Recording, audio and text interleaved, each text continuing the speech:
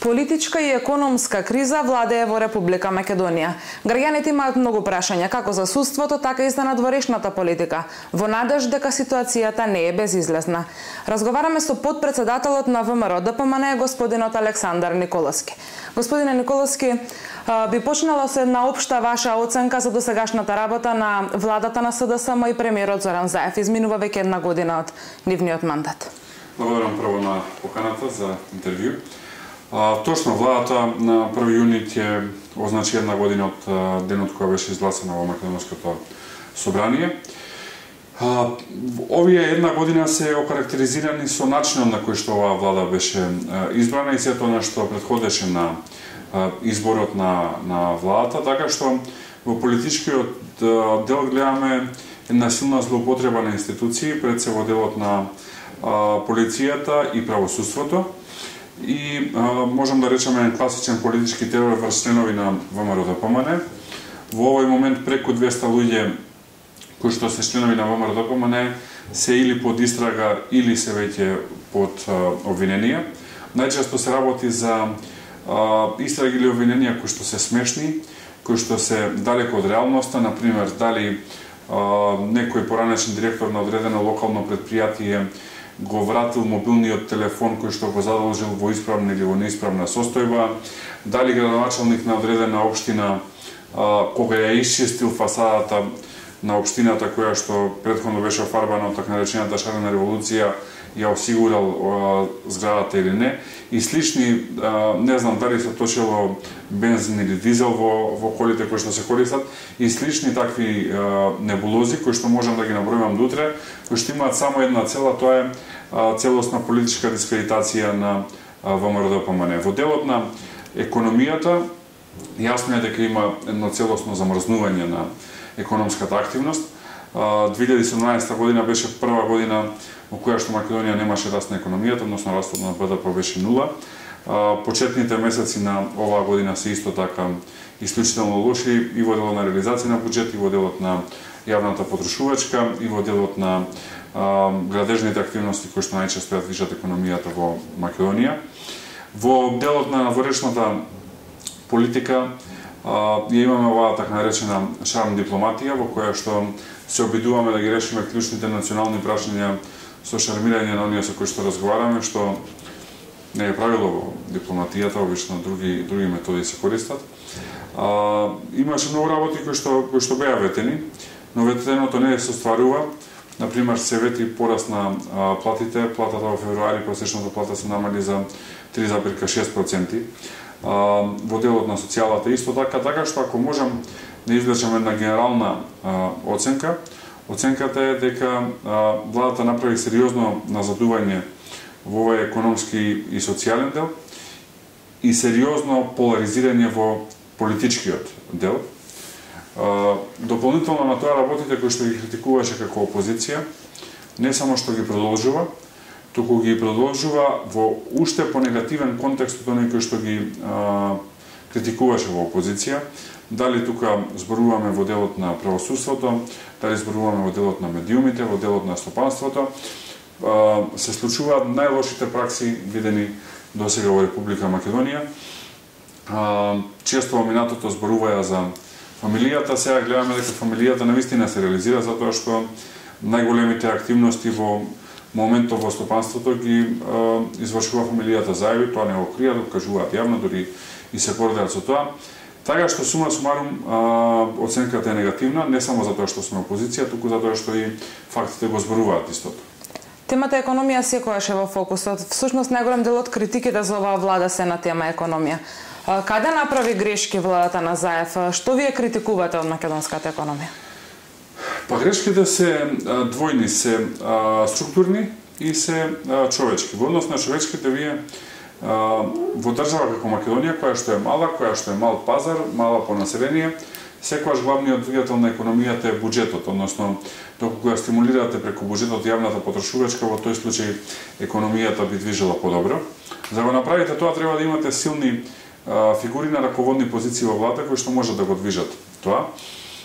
Ние за жал такви не гледаме, имаме два типа. Едни се од типот на господинот Кошо Индјушев, бизнисмени кои што влегоа во владата за да си го подобрат бизнисот или да ги наплатат обврските према одредени банки кои што ги имале во минатото како бизнисмени, а вториот тип е од типот на министерот за финансии, кои што никогаш немале допир со реалната економија, кои што доаѓаат од еден академски свет и не знаат што да прават. А заедничко и за едниве и за другиве е што не работат. Министриве во владава работат од 10 до 2, директорите од 12 до 2. Со 2 или 4 сати работа не се постигнува. Резултатот е, прошетајте по улица Македонија или по Кеј или по парк, ресторани и кафичи се преполни, главно со вработени во јавна администрација во сектори кои што треба да го движат стопанството и економијата. Тоа е така затоа што ништо не работат. Сега како резултат на тоа доаѓаат и овие концепцијски проблеми каде што не знаат во која насока да ја движат работата. Се измислуваат адхок решенија, например едно адхок решение за полнење на буџетот беше зголемување на акцизата на дизел горивата. И филозофијата на владата беше дека доколку се зголеми акцизата на дизел горивата, тие се зголеми приходот во буџетот според нивна проценка за 35 милиони евра и на тој начин ќе има дополнителни приходи. Во реалноста се случува токму обратно, односно вие кога зголемувате цена на нешто или зголемувате даноци или давачки, автоматски паѓа потрошувачката, затоа што тоа не може да си го дозволат нити граѓаните, нити компаниите, и имате и уште помал приход од тој кој што се планирале. Така, например, имам пред мене бројки за оваа година, како резултат на зголемената акциза за дизел, реалниот индекс на трговија на мало со автомобилски горива во март 2018 изнесува 87,2%, односно имаме пат од 12,8% споредено со истиот период минатата година, значи за 12,8% помалце граѓаните трошат дизел гориво, што значи кога ќе го пресметате тоа во колку приход оствариле во буџетот, приходот останува ист, непроменет, граѓаните повеќе плаќаат и како резултат на тоа и помалце трошат, што го влошува животот на граѓаните, затоа што помалци користат своите автомобили, помалце комуницираат и така натака. И овој пат е константа. Во февруари падот бил фантастични 25%, а во јануари 17%. Во однос на реалниот индекс на трговија со моторни возила и моторцикли, значи колку се купуваат возила, во февруари имаме пад за 5,7%, во јануари за 2%, така што и ова покажува дека се демотивирани граѓаните. И ако на ова додадеме дека градежништвото, например, има тотално замрзнување во оваа година, имено во првите 2 месеци од 2018 се издадени вкупно 366 одобренија за градба, со вкупна предвидена вредност од 4,7 милиони евра, споредено со првите 2 месеци од 2017, која што не беше најдобра, тоа беа месеци на криза во јануари, нели ВМРО не успеа да формира влада, па влеговме во една политичка криза. Во такви 2 месеци издадени се 731 одобренија за градба, односно повеќе од дупло од оваа година, во вредност од 11,6 милиони евра. Оваа дупка ќе се покаже подоцна, затоа што ова значи дека минимум 50% од градежните компании во државава ќе немаат работа, што значи дека ќе треба да испуштат минимум пола од работниците кои што ги имаат.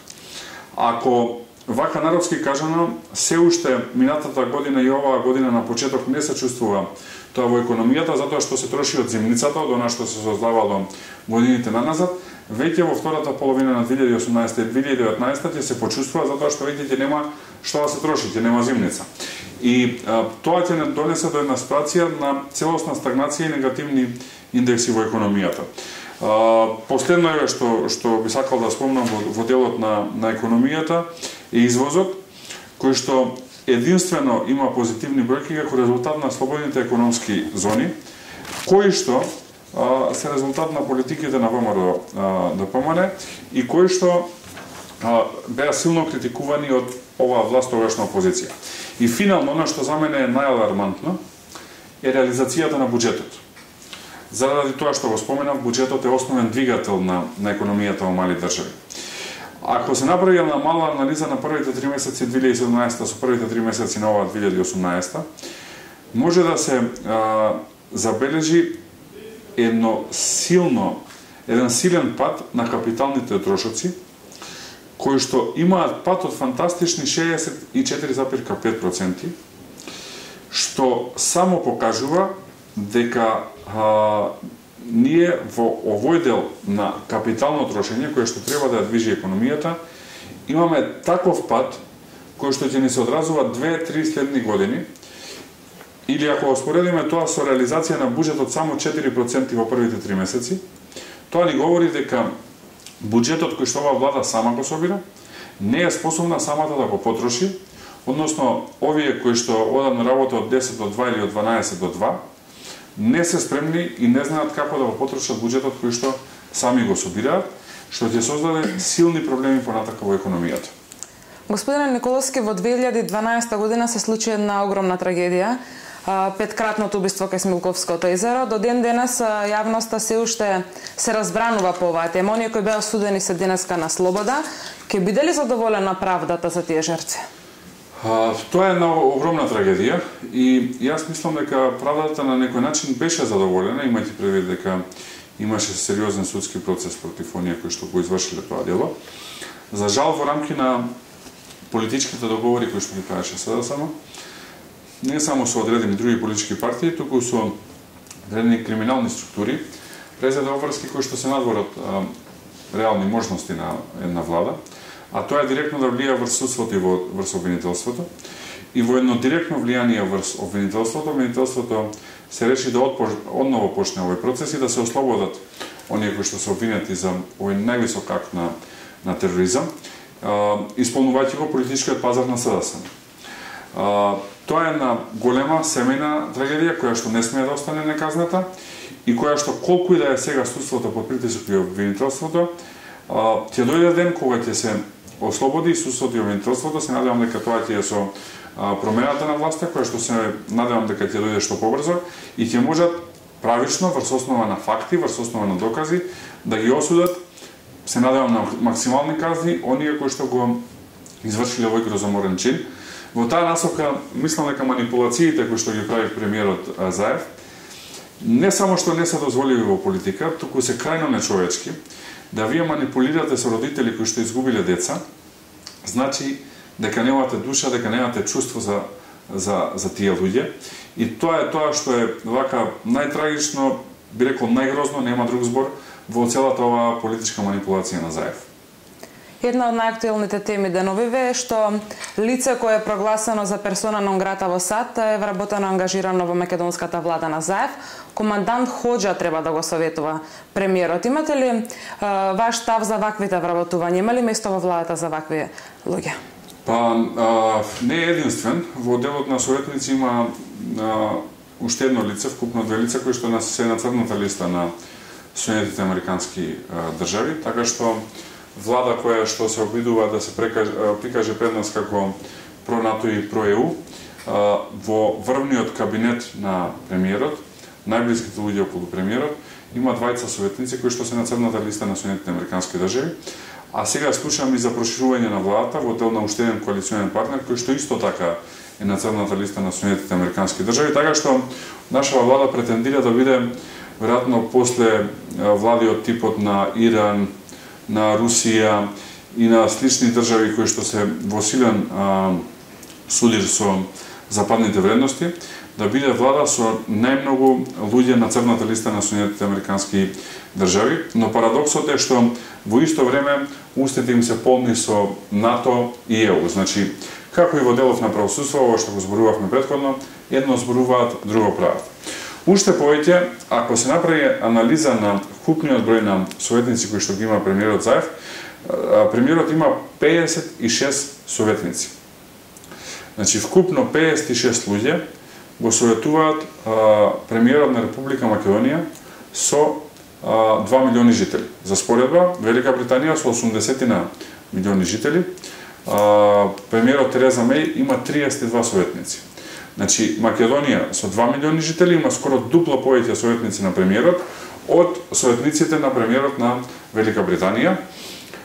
Што е најтрагично, овие советници ништо не испорачуваат, затоа што гледаме дека ситуацијата во Република Македонија е катастрофална во било која област да ја земете. Факт е дека се работи за едни други ангажмани, а не ангажмани кои што треба да се стручни, а тоа е ангажмани на задоволување на одредени политички потреби. Тоа што е натрагично е што крупни бандити влегуваат на вакви позиции, нема друг збор. Јас често зборувам дека често зборувам дека во делот на политичката партија ДУИ има одредени структури кои што се криминогени, кои што ги злоупотребуваат позициите и власта. За жал, само во една друга политичка партија има поголем број на бандити отколку во ДУИ, а тоа е во СДСМ. Да вие го земете за советник човек кој што јавно говори дека ќе ослободил одредена област во Македонија затоа што е советник, односно вели дека во моментов таа не е слободна или окупирана, говори дека вие сакате да се дружите со бандити.